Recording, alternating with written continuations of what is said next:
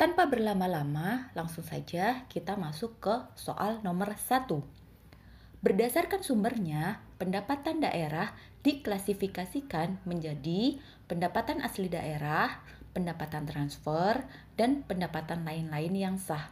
Berikut merupakan kelompok pendapatan transfer, kecuali A. Pendapatan transfer pemerintah pusat, B. Pendapatan transfer pemerintah lainnya, C. Pendapatan transfer pemerintah daerah lainnya, D. Pendapatan hibah, E. Bantuan keuangan. Dan jawabannya adalah D. Pendapatan hibah. Berdasarkan kelompok pendapatan, dibagi menjadi pendapatan asli daerah. Jenis pendapatannya berupa pajak daerah, retribusi daerah, hasil pengelolaan kekayaan daerah yang disahkan, dan lain-lain yang disahkan. Untuk pendapatan transfer, jenis pendapatannya bisa berasal dari bagi hasil, dana alokasi khusus, dana alokasi umum, serta pendapatan transfer pemerintah pusat. Kemudian, pendapatan transfer pemerintah lainnya, pendapatan transfer pemerintah daerah lainnya, serta bantuan keuangan. Kemudian kelompok pendapatan yang selanjutnya adalah lain-lain pendapatan daerah yang sah, di mana jenis pendapatannya berasal dari pendapatan hibah, dana darurat, serta pendapatan lainnya. Untuk akuntansi keuangan daerah, aku ada buku yang cukup recommended nih dari Dr. Dwi Ratmono dan Mahfud Solihin. Bukunya tuh mudah banget untuk dipahamin teman-teman. Nanti aku tunjukin gambarnya ya.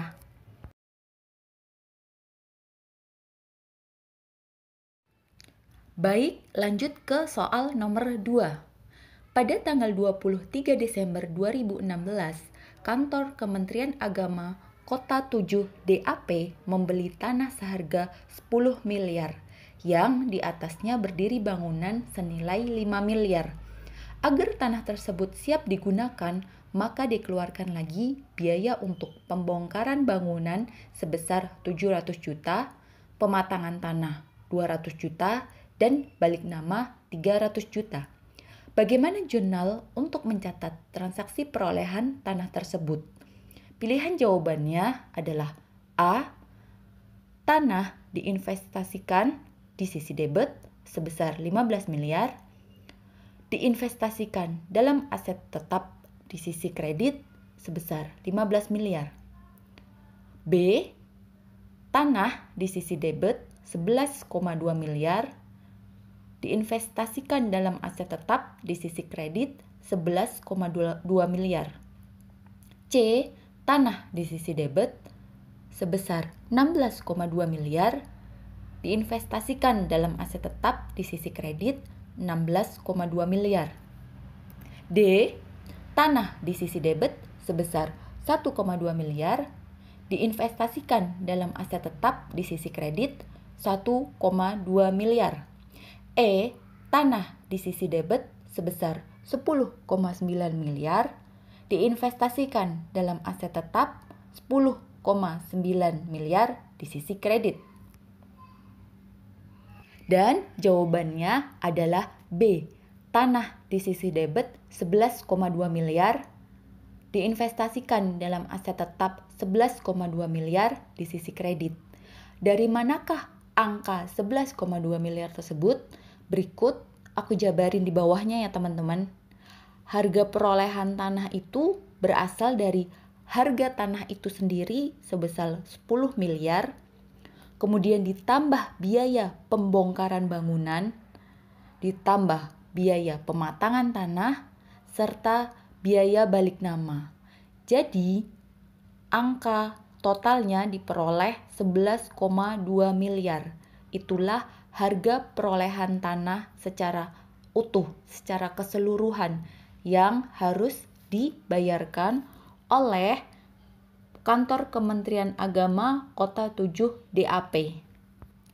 Bagaimana? Cukup jelas ya teman-teman? Kalau masih kurang jelas, mungkin kalian bisa pause dulu, kalian hitung lagi, perhatikan lagi angka-angka yang tertera di soal. Untuk bangunan itu tidak dinilai karena yang ditanyakan adalah harga perolehan tanah.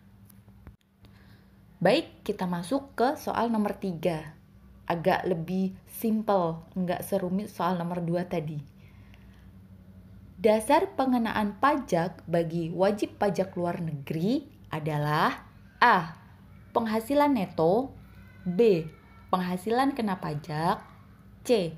Penghasilan bruto, D. Penghasilan tidak kena pajak, E. Jumlah peredaran bruto. Dan jawaban untuk soal nomor 3 adalah penghasilan bruto.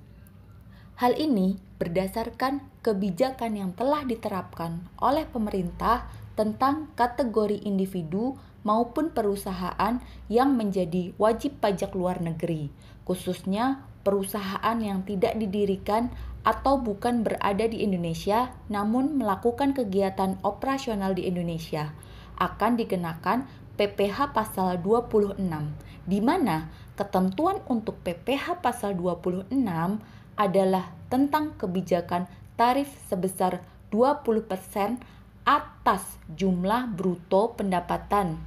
Jumlah bruto pendapatan itu bisa berasal dari dividen, bunga diskonto, premium, insentif yang berhubungan dengan jaminan pembayaran pinjaman, royalti, sewa, serta pendapatan lain yang berhubungan dengan pemanfaatan aset, atau insentif yang berhubungan dengan pekerjaan, jasa, dan aktivitas sejenisnya. Selain itu, jumlah bruto pendapatan juga bisa berasal dari hadiah dan penghargaan, pensiun dan pembayaran berkala, premi swab dan transaksi lindung lainnya, perolehan keuntungan dari penghapusan utang, atau selain pajak atas pendapatan atau omset.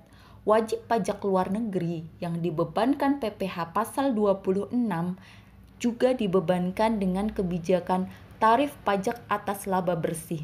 Tarifnya sebesar 20% final dari keuntungan bersih tersebut dikenakan wajib pajak dengan penghasilan sebagai berikut.